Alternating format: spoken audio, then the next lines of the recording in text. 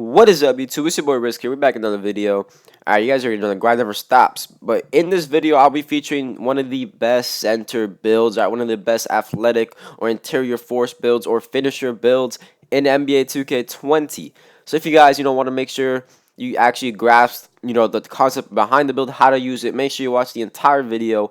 Drop a like, drop a sub, hit the notification bell, and if you want to, have some fun with it, comment down, below any more types of builds you guys want me to feature on my channel, and I'll think about it. And maybe I'll make videos along those lines. So other than that, let's get right into the video.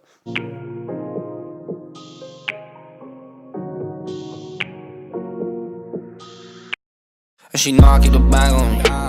How about got a couple racks on me? I'ma hit it, then I dip. No, I do not trust a bitch, cause they all be the same to me. All these thoughts always running through my head. I'ma get the bag, double back for the bread. I'd rather smoke a blunt, kicking back in my bed. And yeah, she in my line, cause she know I'm getting bread.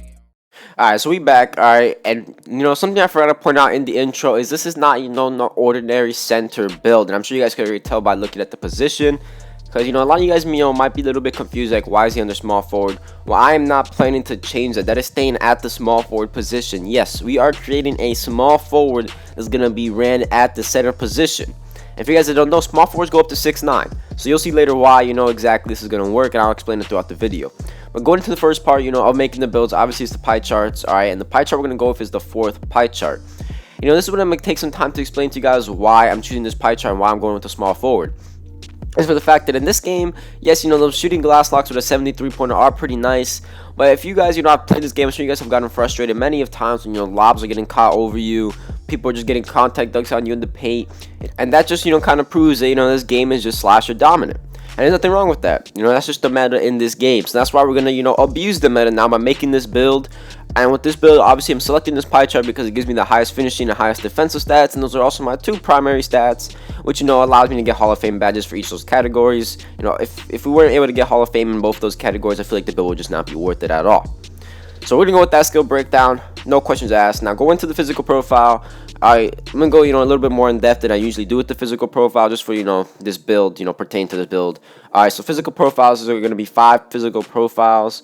Alright, and a lot of people, they haven't even, looked at all 5 of them. They just, always pick one every time. You guys got to understand, you got to pick it according to your build. For example, point guards are always going to select, that first one with the speed. Inside centers might select the second one. The third one is, a balanced one for point guards. Here's one who wants a lot of vertical. Here's one who wants, the most balanced one. You get what I'm saying. It just depends on your build. Point guards are going to want speed. Inside centers want strength. Slashers want vertical. That's where, we're pretty much going with the physical profiles. And in this build, I was considering going with this top one with the highest speed, because for being 6'9", I want to be faster than all the other centers. But then when I took it into consideration, my vertical and strength would be much lower. And also being, a 6'9" center, I need to have the highest strength possible, I feel like. Which is why I ultimately went with this last one right here. Not this one, when I go down right here, this last one, because it's the most balanced. You get the 87 strength, which I'll get higher after I increase my weight. The vertical, 84 vertical, which is pretty nice. And the 80 speed, which is still pretty nice, because obviously, yeah, once you up the height on my vertical and, speed, they're going to go down. But it's still going to be way higher than most inside centers and give me that advantage over them. Now, going into the attributes right here, we're going to max out everything under defense, rebounding, and finishing, just so you can see the maximum amount of badges for each category. As you see, we have 38 attributes left, and just 22 badges for each category. So now we're going to think about, what is the least important attribute for these categories. When you go to finishing, I think post hook is obviously the most useless one, at least in my, playstyle. I don't do post hooks, so that's why I removed this. And you'll see exactly why I'm removing this stuff. This is to make more space, to make the build, a little bit more better overall.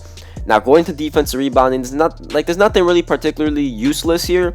But if you had to pick one, I think offensive rebounding, especially me being 6'9", I'm probably going to get boxed out very easily. So I think offensive rebounding is going to be the one I'm going to remove for right now. So now that leaves us with 19 badges for each category there. For slashing, we're going to have 19. And for defense and rebounding, we're going to have 19 badges. And then we're going to have about, let me see what I do here. We'll have about, 105, I think, attributes left.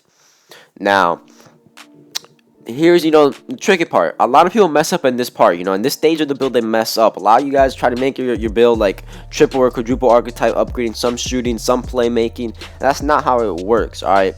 For example, on this build, if you upgrade shooting, you see my shooting goes to 51 3-pointer, 66 mid range, and I get 7 shooting badges. For some people, that's compelling.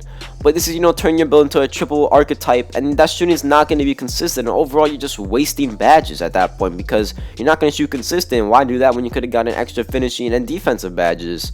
So if you guys understand what I'm saying, like, that's what a lot of people mess up on in their builds. You try to make your build, too overpowered just by like what it sounds like or what it seems like. But in reality, you're just ruining your build. So I think for this build, you're going to want to use these attributes on playmaking, and you'll see why I chose playmaking. It's just to make the build, more better for, the consideration on being 6'9", a smaller forward. I need to have certain badges to actually make me better than these taller centers and get an advantage over them. But with the playmaking, you see I removed the post moves, which is useless for me, and I end up with 7 playmaking badges, which is what I'm happy with. Then I use the rest of the attributes to get to 22 defense rebounding. Remember, when I showed you guys at the start, the maximum was 22 defense rebounding, so I'm still at the maximum. And then I put the rest of the points into the post hook, and I get the 20 finishing badges. So all I did right there was I lost 2 finishing badges to gain 7 playmaking badges. So you can't really go wrong with that change. And, it just makes my build a little bit more diverse. And that's, all what this is about. So now moving on to the body shape. Now body shape does not really matter, but for the purposes of a slasher build, I usually like going built. When you go shirtless, rip off that shirt, it kind of looks nice. Alright, but for the height, obviously the maximum height for a small forward 6'9", we're gonna go 6'9", and just so you guys can see, nothing really hurts our stats too badly when we go 6'9", because the ball handle we don't really care about, the shooting we don't care about. Alright, then we look at the finishing. Yes, I'm losing some driving dunk, but look at the standing dunk I gain. I feel like the biggest, attribute loss I get is in the physicals. That you see the speed goes down 6, vertical goes down about like 10, and acceleration goes down 6 as well. So that's the part that really hurts the most. But other than that, there's nothing that really hurts going 6'9". And just imagine if you're one of these centers that goes 7 feet, 7'1", all these will be going down even more. Alright, so now moving past the height, we're going to the weight now. And if you guys recall at the start of the video, when I was picking my physical attributes or a profile, I said I really want the 95 strength, so I actually don't lose out too much in the defensive end trying to guard these centers. And that's exactly what I'm aiming for right here. The 247 weight exactly would get me that 95 strength, while not taking a hit in the speed. Obviously the vertical doesn't take that big of a hit, and the acceleration goes down by 2. So I'm gaining about 7 strength attributes to lose out on 2 acceleration. So I don't really mind that. Now going into the wingspan, so you guys could just get a visual here. Minimum wingspan gains your shooting and pass accuracy, ball handling, all that stuff in the playmaking, which we don't need because we're not using that. So we're gonna go max, alright? But when you go max, something that's pretty interesting here is you see, yes, we're just gaining here, so that's why you want to go max. But look at the top right, look at that physical. We're going from 92 strength on the 90.7. When I lower it down 1, I'm gaining to 93 strength. And if you notice on the bottom left where it shows the defense and rebounding, when I'm going from 90, wingspan to 89, I'm just missing out on 1 steal attribute, but I'm getting that 1 strength attribute, which I rather have than the steal attribute. Now going into the takeover is pretty self-explanatory. You're not going to want lock takeover, and a lot of people would argue getting glass cleaner takeover, but that's not the point of this build. Once again, you do not want to try to make your build, triple archetypes or anything like that. You just gotta be dominant at one thing. We're a dominant force with the finishing, all the finishing badges, the 20 finishing badges, so why not make it more dominant, make this build faster, keep up the pace, keep up the movement to out, run these centers, out body them centers. So that's why we're going to choose the slasher takeover. That's my reasoning behind it. So now you see we have built a finisher. We're similar to Sean Marion, Brandon Ingram, and LeBron James. Now yes, these are not centers, but think about the players they just stated. LeBron James, he's a guy who could guard 1 through 5 if needed, the best player in the world. Brandon Ingram, we think of him as a just a normal role player, something like that. He is like 6'9", 6'10", so he's actually resembling this build pretty well. He's lengthy, he could guard almost all positions, which is what we are supposed to do on this build, or the purpose of this build. So now we're picking the badges, the most important part of the build. Forget the attributes. This is what's going to truly make your build way more different and overpowered than these normal inside centers. So going on to the finishing badges, we're going to select Lob City Finisher. That's the main point of this build, to catch the lobs, get that speed to be able to get open for these lobs. Next, Slithery Finisher. That's just the best finishing badge in the game. There shouldn't be a question as to why I'm picking that badge. Next, when you see Giant Slayer, we don't want Giant Slayer. It's not really useful. Yes, we're going at taller centers, but we don't want layups. We want dunks. Giant Slayer is going to help us get layups. We want dunks, alright? That's why we're going to go with contact finisher. Contact finisher gives us a boost to layups and dunks, versus giant slayer is just giving us a boost to layups.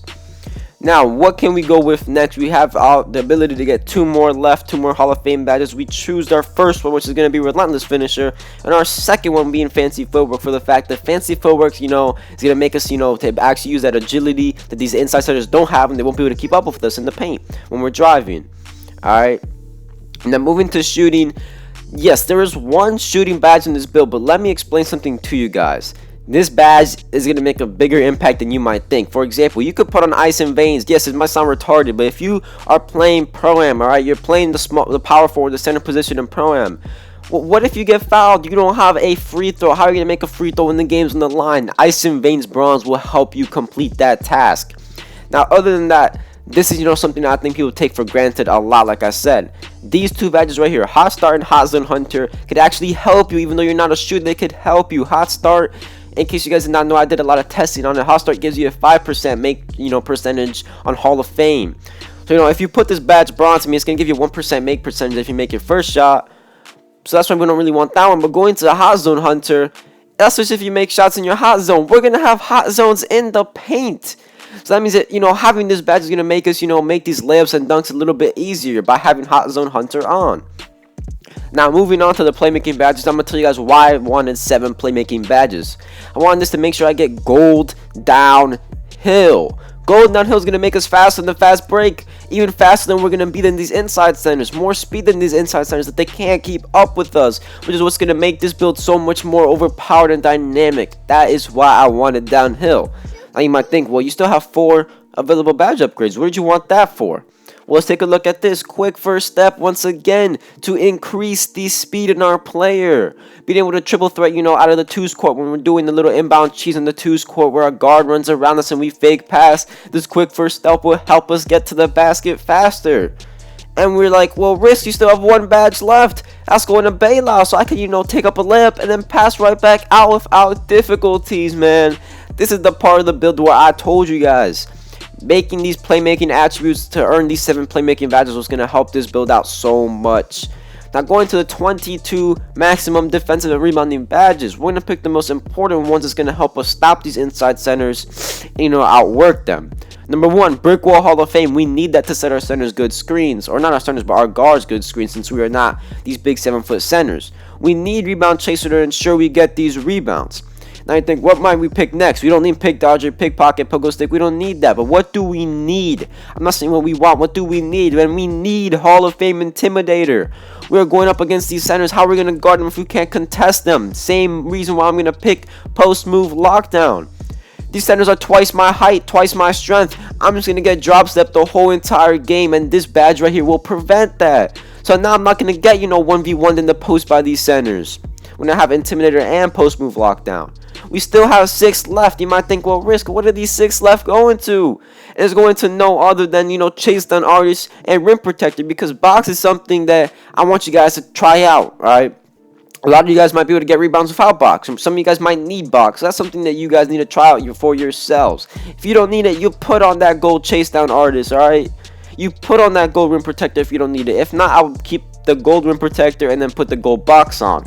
But let me explain to you guys why I want gold Chase Down Artist and Rim Protector. Once again, Rim Protector just along Intimidator and Post Move Lockdown to help our paint defense that's already lacking with us being 6'9". Chase Down Artist, once again, like I emphasized so many times in this video, I am 6'9". I need to have the most, agility and speed out of any other center on the court. So that's what Chase Down Artist is going to do in the pick and roll situations. I'm a shorter center, so I'm not going to be able to just sit in the paint and hope I get a contest. I'm going to be chasing these guards down and blocking them every time with Chase Down Artist. So I hope you guys did enjoy this video. I hope you guys found it really helpful. I hope you guys use this build at the park. And if you have not yet, make sure you drop a like and a sub and hit the notification bell with the comment down below. Other than that, it's your boy Risk, and I'm out. It's funny how now she be calling me back. She see that I got it, I'm stuck in the trap. 40 autos, let me put it right back. 40 autos and he left in the back. I can't be trusting cause people just act. I get the money, I run it right back. The plug on my phone, I get to these racks. The plug on my phone, I'm gonna get back. I can't be trusting cause people be switching and